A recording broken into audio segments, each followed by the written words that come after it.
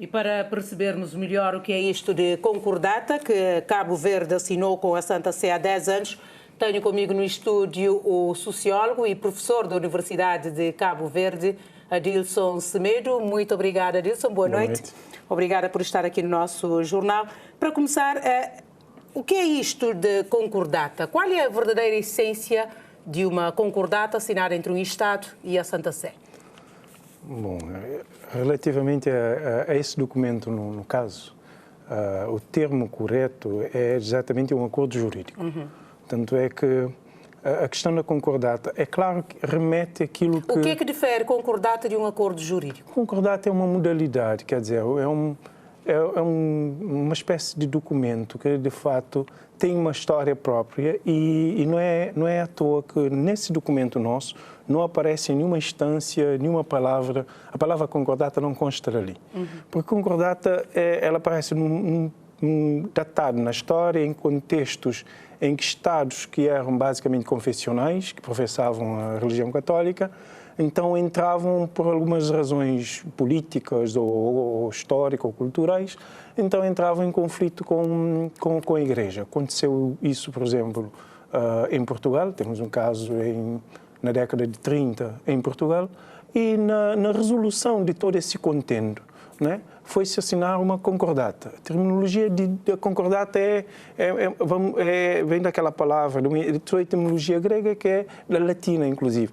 É o concordarem, né? Chegamos a um entendimento. Chegar a um entendimento. Né? Então, pressupõe que anteriormente houve uma... E não é o caso de Cabo Verde. Aqui não tivemos nunca este conflito, assim, pelo menos tão evidente, tão visível entre a Igreja e o Estado. É por isso que, inclusive, na mesa das negociações, então, o termo concordata, né, foi colocado de lado. Agora, digamos que, na sua essência, ela vem regular as relações entre o Estado de Cabo Verde e a Santa Sé, que podemos dizer que é a suprema autoridade, então, da Igreja Católica. E em que consiste esta regulação? Olha, essa regulação tem muito a ver com a própria especificidade daquilo que é a Igreja Católica, né? Porque em Cabo Verde temos uma forma muito específica de ver a Igreja Católica. É a Igreja nossa, aquela que nós temos cá. Mas, ao mesmo tempo, também tem-se aquela consciência que é uma Igreja universal, né? É uma igreja que, bom, todo mundo que conhece um pouco de história sabe que já tem mais ou menos 2000 anos exatamente de vida, né? Tem uma história longuíssima, né? E entra na nossa realidade em contextos muito específicos, né? Então, e só para falar disso, daqui a 10 anos vai-se comemorar os 500 anos da presença da Igreja Católica em Cabo Verde. Agora, põe-se aquela questão que a Santa Sé, por exemplo, é a alta autoridade da Igreja, e a Igreja Católica é também um Estado, né? Quer dizer que nós temos, quando falamos da Igreja Católica particular daqui, nós temos então uma entidade então, que representa um Estado, né, que não é necessariamente o Estado cabo-verdiano. Implica então, nesse caso. E há um detalhe que às vezes não nos passa ao lado. Esse Estado tem um direito próprio, que é o direito canônico. Então, quando a questão se põe, não é tanto em relação à Santa Sé ou à Igreja Universal, então, que atua, digamos, no espaço exterior a Cabo Verde. Como é que essa igreja particular, qual é o seu estatuto interno e como regulamentar a sua ação cá dentro. Né? Por quê? Porque há um conjunto de campos de ação, digamos assim, em que tem, de fato, de ser regulamentada perante e de ter uma certa legitimidade perante a lei, perante aquilo que é o nosso direito. Então, põe-se do lado o direito canónico e tem-se também, por outro lado, o direito nosso, né? Que quem vive nesse território, todos nós somos obrigados a acatar o direito nacional, o direito cabo-verdiano. Mas antes da assinatura deste acordo ou deste regulamento jurídico há 10 anos apenas, como é que esta relação era regulada? Aqui é que a coisa fica interessante, é que, por exemplo, quando se deu a independência, nos acordos estabelecidos em torno da independência, há um conjunto de normativos jurídicos que transitaram do período colonial para o período sem colonial para o pós-colonial. Inclusive, por exemplo, a situação da Igreja Católica, logo em 75, o seu reconhecimento após a independência foi tácito, né? O Estado cabo-verdiano não impôs, não levantou grandes questionamentos relativamente ao reconhecimento da Igreja Católica. Mas só isso não chega. Depois aparece uma nova Constituição, E a Constituição veio declarar que o Estado é laico. Mas só dizer que o Estado é laico não precisa em que, como é que essa instituição religiosa vai agir ou como é que determinadas matérias então, que estão relacionadas com a sua ação vão ser elas regulamentadas. Então, quer dizer que, na verdade, nós, de 75 até 2013, depois 2014, então a questão religiosa foi regida pela Lei da Liberdade Religiosa portuguesa de 71, né? E também temos a nossa nova Constituição. Cria-se aqui uma espécie de um certo imbróglio jurídico em que tudo fica em uma espécie de banho-maria. Mas essa situação não podia se prolongar infinitamente. E daí que, aí que entra, por exemplo, a importância desse acordo. Porque esse acordo olha não só para trás, para o passado. Né? Quando olhamos para os itens ponto a ponto e com um olhar mais cuidado, percebe-se que aquilo que passou-se, aquilo que aconteceu no passado, né, está salvaguardado ali.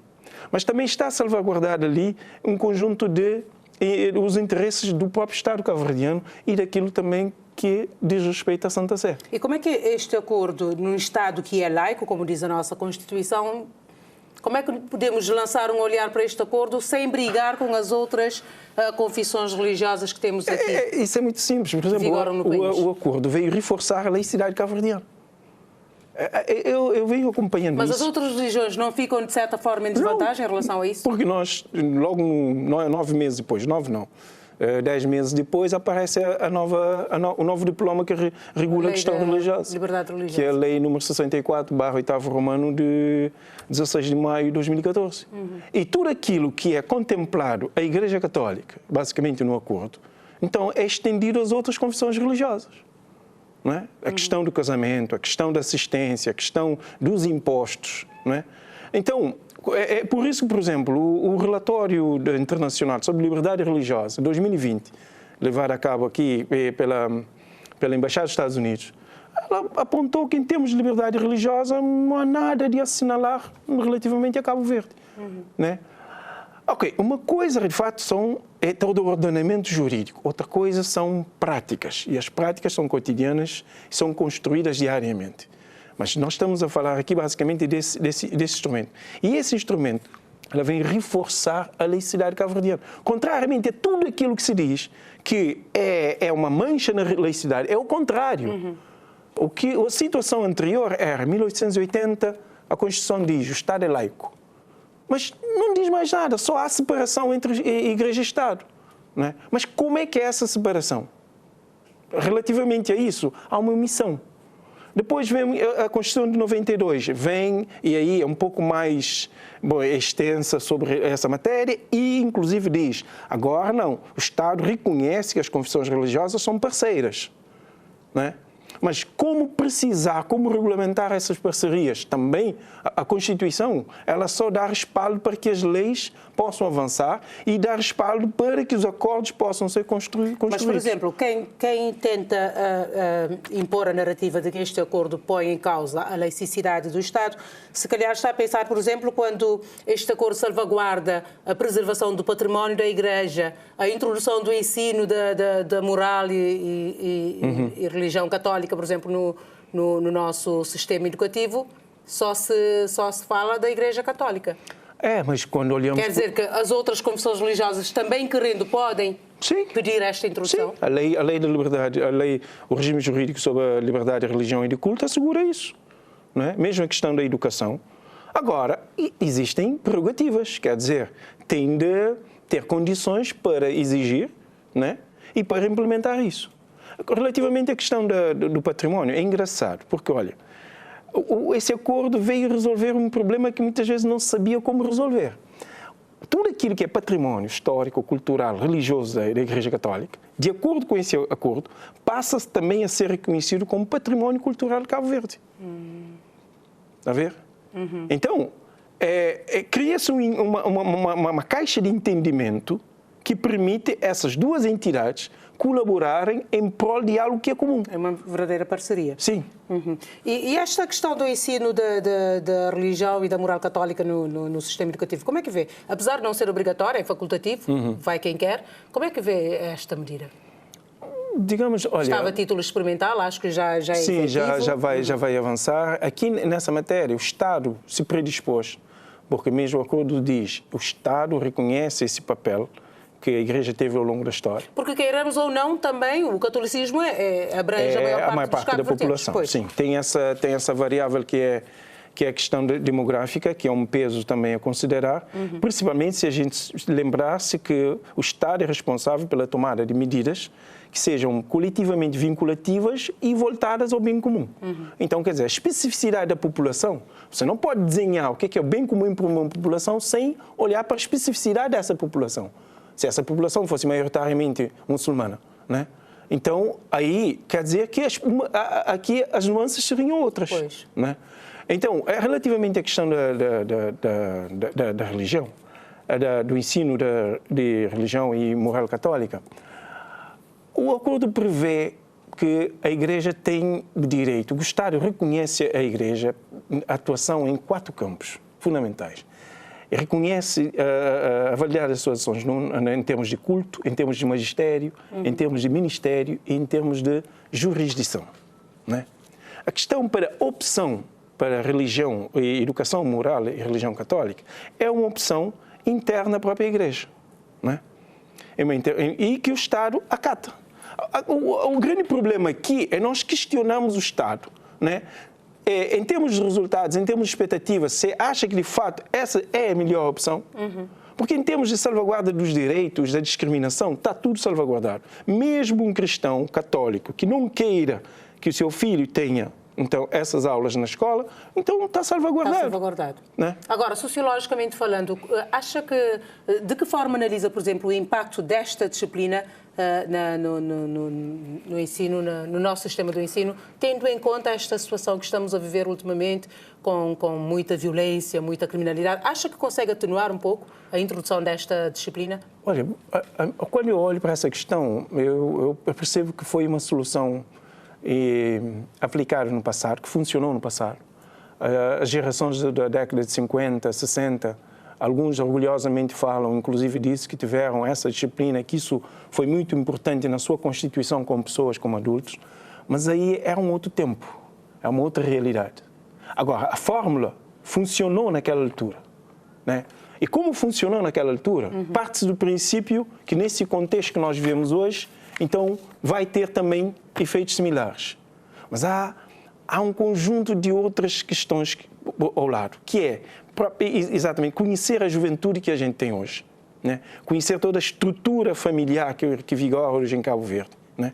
E que é preciso dar tempo para perceber, de fato, os efeitos dessa medida, dessa orientação. Agora, quando falamos, por exemplo, da questão da liberdade religiosa, nós podemos, à luz deste instrumento jurídico, praticar outras religiões, permitir, por exemplo, que nos hospitais, nas prisões, se levem a moral e as crenças católicas e as outras religiões. Como é que ficam neste? Está salvaguardado na lei. Está tudo salvaguardado. Sim. Todas as prerrogativas da assistência, do casamento, inclusive do imposto. Agora, porquê que há poucos tempos o nosso cardeal estava a reclamar de muita lentidão na implementação deste acordo? O que é que falta para ser implementado à luz deste instrumento jurídico que ainda não está nesses 10 anos de vigência? Olha, aqui é uma dinâmica que o acordo em si, enquanto normativo formal, não controla, não regula, né? Que é o papel das lideranças, é o sentido da ocasião, o sentido da oportunidade e às vezes até a conjuntura, né? E há bocado o investigador Jaizinho estava a falar da Ministra da Saúde, que agora também é titular. Tem muita sensibilidade para estas questões? Tem, e acho que não é apenas sensibilidade, ela acho que tem, enquanto jurista, tem um domínio sobre essa matéria, então fica muito mais fácil conjugar as coisas e saber, então, como operacionalizar tudo isso. Vai este acordo? Até onde vai esse acordo? Quais os limites para o Estado e para a Igreja?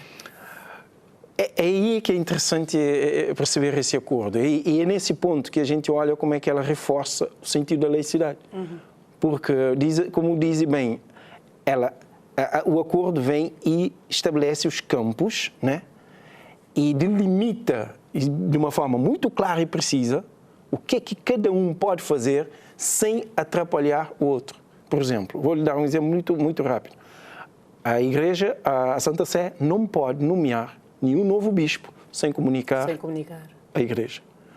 Não pode, e aqui respeita a questão do princípio da soberania nacional, não pode indicar um bispo para uma das dioceses de Cabo Verde, sabendo que esse bispo reside fora do nosso território nacional. Então, que aqui já percebe-se que há um respeito àquilo que é a integridade e da nossa soberania. Mas, por outro lado, a Santa Sé, conhecendo também a história daquilo que foi a Igreja cá dentro, ela não permite de forma alguma, né, que o Estado indique, escolha ou determine quem pode, por exemplo, vir a ser um bispo. Tem autonomia. É uma prerrogativa que reclama para si. Por quê? Porque no passado era o Estado que escolhia e quem indicava quem é que ia ser o bispo de Cabo Verde, em Cabo Verde, não de Cabo Verde na altura, e a Roma apenas confirmava. Então, é nesse ponto que eu digo que vem reforçar a laicidade, porque vai assegurar a separação e de maneira que essas entidades possam funcionar, operar administrativamente dentro do território nacional, salvaguardando os seus direitos de base, mas evitando pontos em que pode haver interferência de uma... Não haverá atritos. Sim. E há um outro ponto muito interessante. O acordo tem alguns princípios de base também. O último ponto diz: qualquer divergência, qualquer problema, fica ali assente que vai ser resolvido de forma amigável. Que é uma coisa, quando nós olhamos aquilo, observamos aquilo com atenção, você percebe que há algo mais ali. Isto salvaguardando os conflitos que vemos frequentemente nas televisões. Sim, mas está ali, está formalizado. Fora, né? Quer dizer que, independentemente daquilo que possa vir a acontecer, está ali formalizado que as altas partes contratantes do acordo se comprometem a resolver qualquer divergência de forma amigável. É nesse sentido que acaba por granjear um certo prestígio ao Estado cabo-verdiano ter assinado esse acordo. E também tiveram um bom senso de menos de um ano, né, trazer uma lei nova, né, que respeitasse a diversidade que nós temos cá e que também promova aquilo que é o pluralismo, que é aquilo que se quer. E a cultura da paz, acima de tudo.